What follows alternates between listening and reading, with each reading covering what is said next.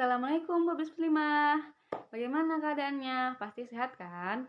Pokoknya jangan sakit-sakit ya.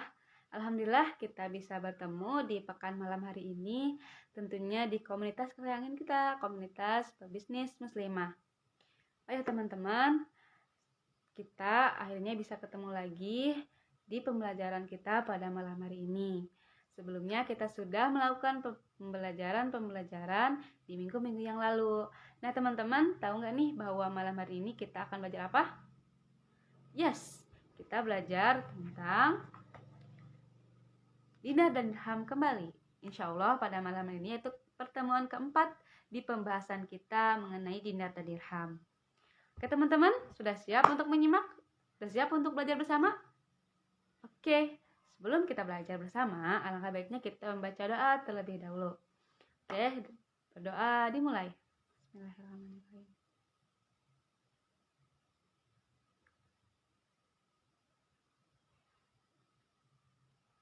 Oke teman-teman, kita sudah membaca doa belajar. Nah, kita langsung saja untuk membuka pelajaran kita di buku dinar dan dirham, yaitu buku mengembalikan kemakmuran Islam dengan dinar dan dirham. Oke, ada yang masih ingat gak nih kita sudah pertemuan keberapa? Yap, sudah Mimin singgung tadi. Kita masuki pertemuan keempat pada malam hari ini. Tentunya dengan pembahasan yang mana nih teman-teman? Apa kita sudah masuk ke bab 2? Yup, tentu saja. Kita sudah masuk ke bab 2 di pembelajaran kita tentang dinar dan dirham ini. Yaitu dengan judul Hakim yang Adil bernama Dinar dan Dirham. Ayo teman-teman, kita sudah menginjak pembahasan ketiga loh, yaitu tentang perintah menegakkan timbangan yang adil. Nah teman-teman pasti sudah penasaran kan ya dengan pembelajaran dan pembahasan kita pada malam hari ini. Oke teman-teman, kita mulai saja ya. Nah, untuk bab 3 ini yaitu perintah menegakkan timbangan yang adil.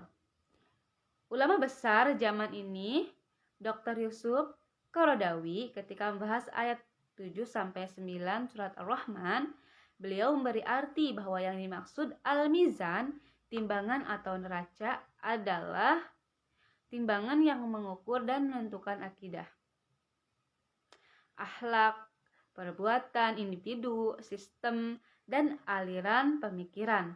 Maka insya Allah tidak salah pula apabila kita mengartikan perintah penegakan timbangan dengan adil dan larangan mengurangi timbangan di ayat-ayat tersebut juga termasuk menegakkan sistem moneter yang adil berdasarkan tuntunan Islam yang sudah sangat komprehensif yang mencakup seluruh aspek kehidupan umat akhir zaman. Nah teman-teman, sudah masuk ya ke pesan kali ini. Nah, kita mulai lagi. Nah, di sini di Quran surah Ar-Rahman ini jelas ya tercantum firman Allah surat ke-55 ayat 7-9. Dan Allah telah meninggikan langit dan Dia meletakkan neraca keadilan supaya kamu jangan melampaui batas tentang neraca itu dan tegakkanlah timbangan itu dengan adil. Dan janganlah kamu mengurangi neraca itu.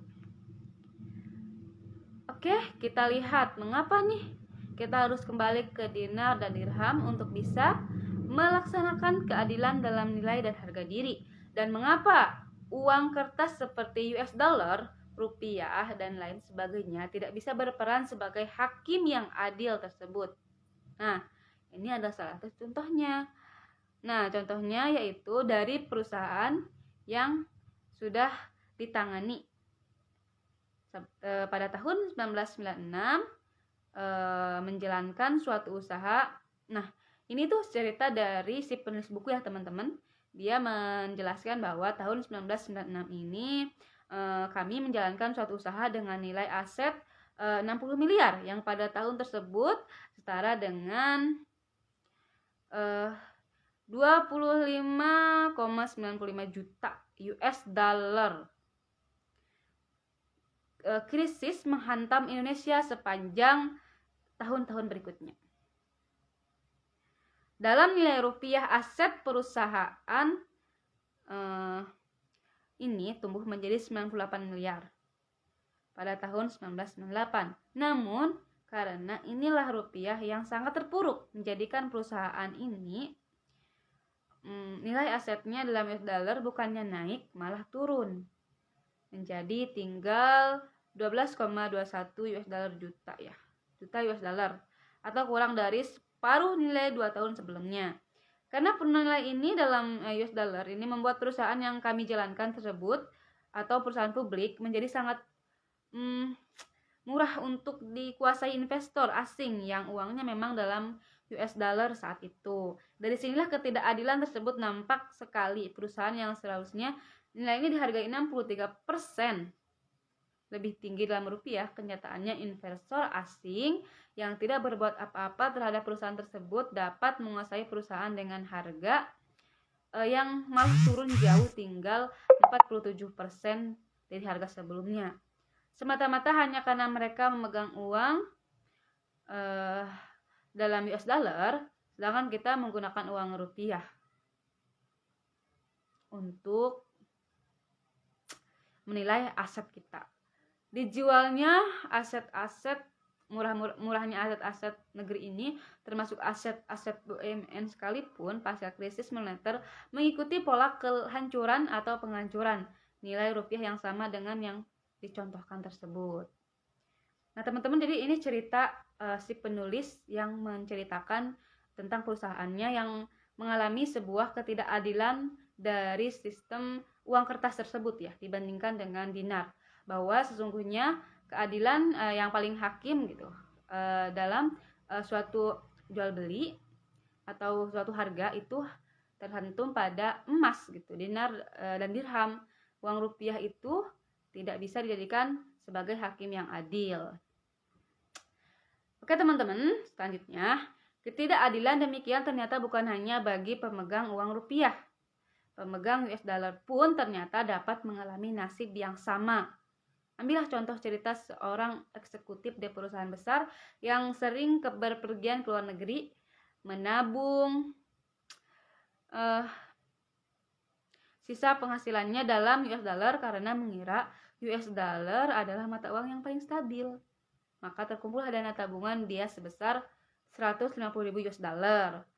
Selama 5 tahun sampai tahun 2000, setelah itu dia pensiun tahun 2001 dan berharap uangnya cukup untuk simpanan dia apabila dibutuhkan di kemudian hari. Karena dia seorang muslim yang taat, dana disimpan saja di bank dan bunganya diambil, namun kemudian disedekahkan untuk fasilitas umum, untuk kebutuhan dia sehari-hari.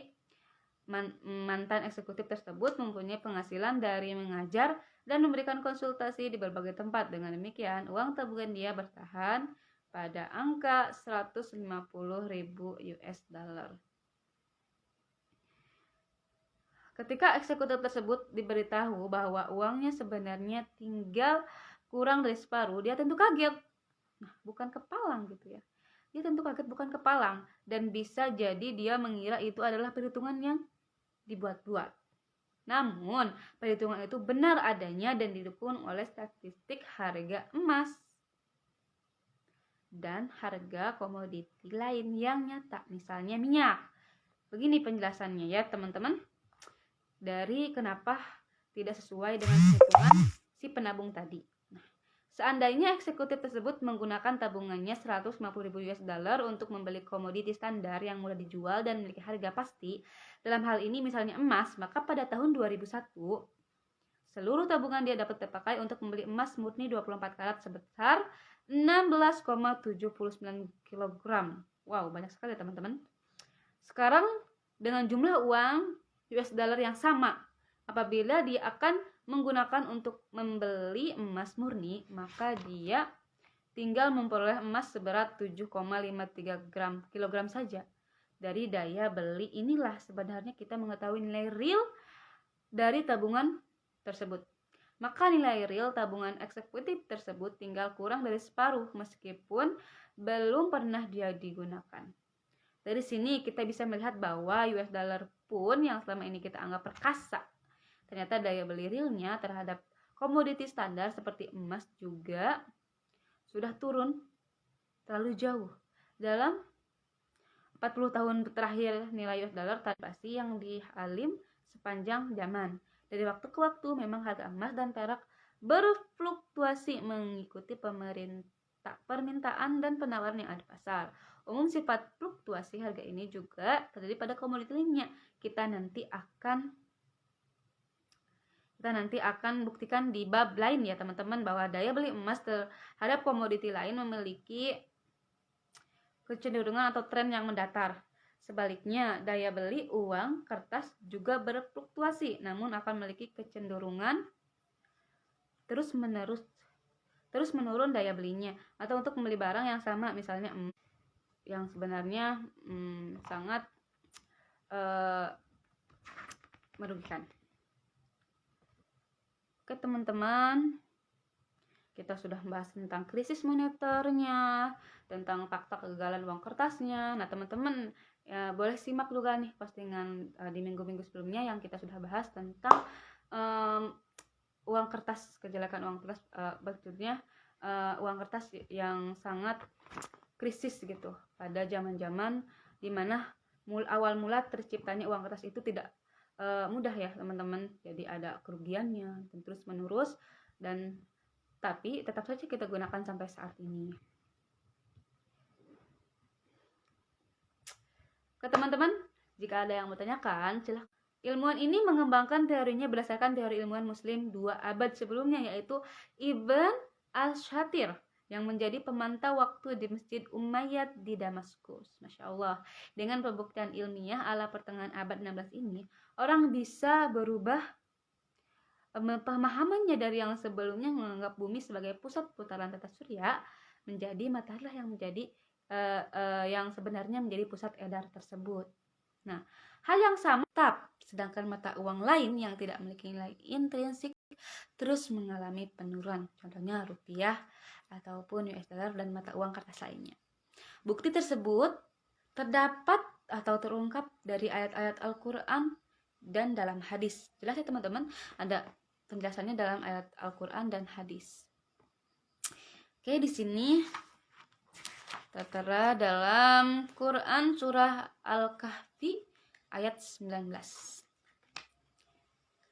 Dan demikianlah kami bangunkan mereka agar yang sekarang. 1 dirham sekarang sekitar 15.000 apabila tidak dikenakan biaya pencetakan PN yang berlebihan. Ya, dapat beli makanan untuk beberapa orang. Jadi setelah lebih kurang 18 abad, daya beli uang perak relatif sama. Coba bandingkan dengan rupiah tahun 70-an. Akhir sebagai anak kos kami bisa makan 1 bulan dengan uang 10. Nah teman-teman, jadi penulis ini menceritakan bahwa pengalamannya tentang uang kertas pada masa dia kuliah, maksudnya menjadi anak kos dahulu, kambing dengan hal ini karena kepandaian beliau berdagang sehingga ya dalam hadis tersebut tidak akan secara khusus oleh Rasulullah sallallahu alaihi wasallam. Pada riwayat yang lain yang mengungkapkan harga kambing sampai 2 dinar. Nah, harga kambing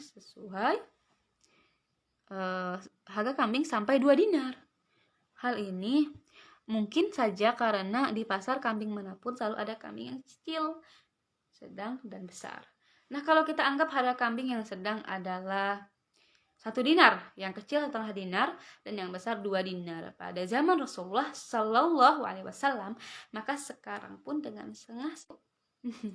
Tidak ya teman-teman, minyak saja sudah mahal ya. Gak mungkin bisa membeli kambing, 1 ekor kambing pula ya. Gak mungkin ya.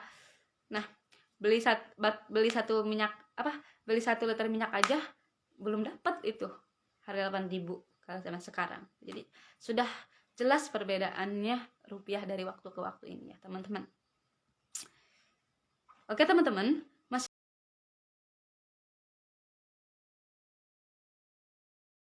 masyarakat zaman modern mungkin tidak puas dengan pembuktian stabilitas daya beli emas atau perak terhadap harga makanan atau harga kambing di atas tadi.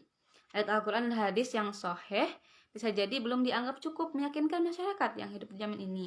Untuk menjawab keraguan ini, maka si penulis akan menyajikan tren harga emas dunia dibandingkan dengan harga minyak dunia selama 6 tahun. Wow, 60 tahun terakhir. Oke teman-teman, minyak juga ada di pembahasannya di sini ya teman-teman. Oke, tepatnya sejak berakhirnya Perang Dunia II sampai sekarang.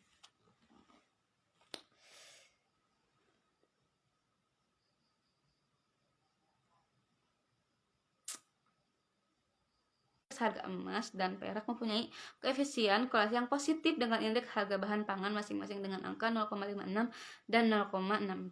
Demikian pula terhadap indeks harga minyak mentah yang masing-masing menunjukkan angka koefisien korelasi 0,75 dan 0,9. Sementara itu, US dollar mempunyai koefisien yang negatif terhadap indeks harga bahan pangan. Oke. Dan juga negatif terhadap indeks harga minyak mentah masing-masing dengan angka min ya teman-teman.